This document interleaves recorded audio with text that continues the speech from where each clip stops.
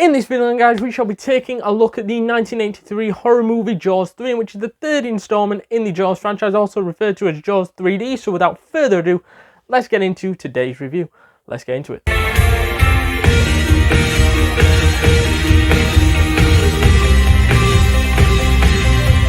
So I thought then that this movie was terrible.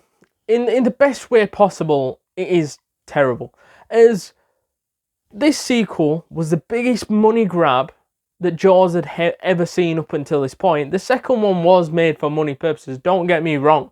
However, this was fuck the story, fuck the characters, let's just make a Jaws film. Because they just thought that people loved the shark elements of things. However, we like the story, the shark elements, the characters, the development of the characters, not just the shark. Because to be fair, even in this movie, they didn't get the shark right, as the graphics were terrible. And I know, and I've got to take into context, this was the 80s. However, I can say from my perspective, watching from the 2020s, that this was terrible in every aspect of those sorts of graphics that they had around those times, and it has not aged well due to the fact that this 3D element, whether you liked it at its time or you didn't, or you still think it's terrible, whichever way you're set on that fence, it doesn't look good in today's image of, I know everything's done in CGI and stuff like that, but this looks dreadful, and I'd rather watch some shitty CGI than this mess, put it that way. Is right at the end, where the shark's looking through glass, it is terrible. They slowed down the scene to make it look like the shark's breaking through this glass in this dramatic moment. However, since they slowed it down, it looked like the shark was gliding at 1 mile an hour because the tail weren't even moving. So it was like you had one aspect there where you could have made that a movie moment. However, you fucked it up and made it a laughing stock due to the fact that you spent much more time on the shark swimming around earlier on in the film, but this is your big money movie moment towards the end of the movie where it's getting to grips. And the way the shark just jumps through the glass, it might have been good back in the day and all this 3D elements of things, but right now, in the 2020s, this was shocking. And I think that part of things is a lot of the reason why this film was shit. It weren't just the characters, it weren't the graphics stunk. I think if we're looking at characters now, if we're going to talk about characters, Michael Brody is the biggest laughing stock in the whole room in this particular one. Because why would the character Michael Brody not only work with his girlfriend in an aquarium of some sorts, I think he helped build it, but not only that, he then starts swimming with sharks, a live shark by the way, which is sort of dying because they've just transferred it from the ocean water to the SeaWorld water, in which was a tricky transition and things like that. And he jumps in there with a live shark, fully well knowing what his dad went through and what he went through as a child. Why in the blue hell would you do that? And I know there's conquering fears and things, but this is not a fear. The man practically nearly killed your dad and practically nearly killed you. So why the blue hell would you decide to go in the water? That sort of thing didn't make any sense to me, as there was no reason, really, for him to jump in the water. They should have done something more with that fear.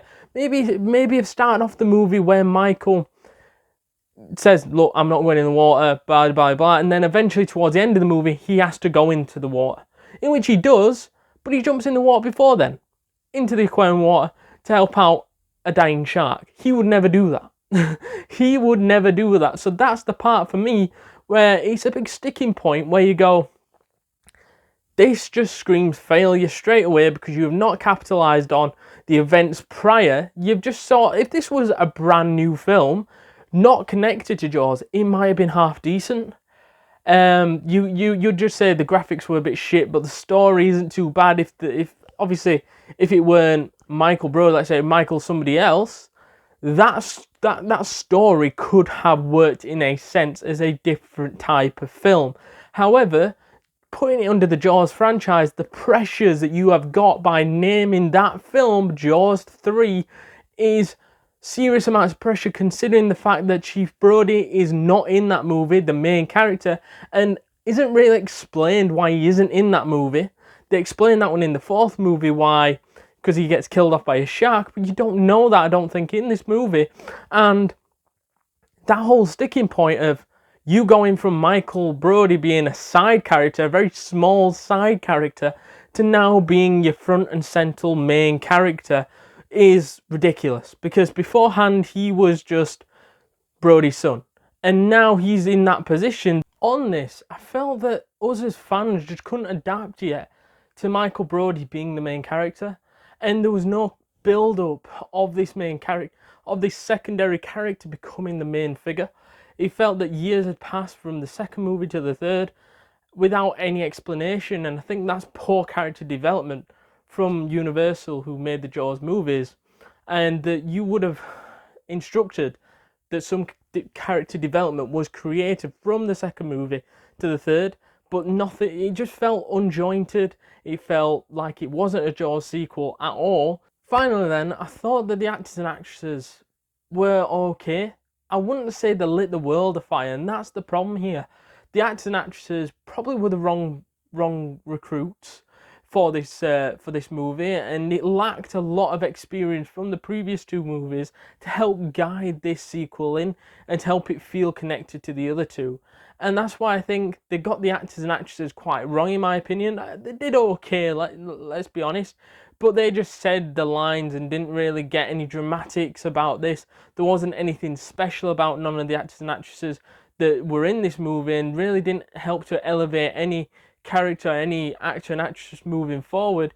Even though there is some known names in this one, you can't say anybody comes out smelling a rose, let's put it that way, from this movie, as we saw the likes of Dennis Quaid, Bess Armstrong, we saw the likes of Simon MacCorkindale, we saw the likes of Gossett Jr, John Putch, Lea Thompson and PH Moriarty, in which were all average, nobody shone, however they did a job, I guess.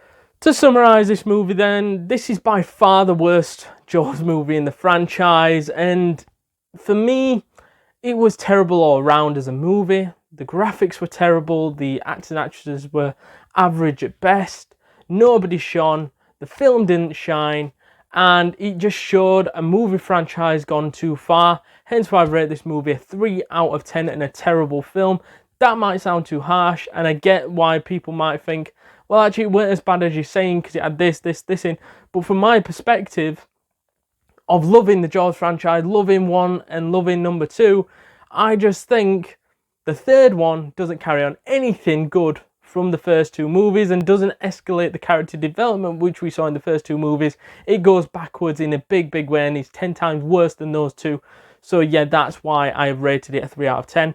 So let me know down in the comments down below whether you agree, you disagree about what I've said about this movie review. Let me know your thoughts down in the comments down below. Please also, not enough people have been subscribing, so hit that subscribe button as well, because we do notice that not enough people subscribe that are watching the channel. Hit that subscribe, it really helps us out. Also, let us know other reviews that you want to see, other ranking videos you want to see. Let me know down in the comments down below, please. Also, I will see you guys in the next one.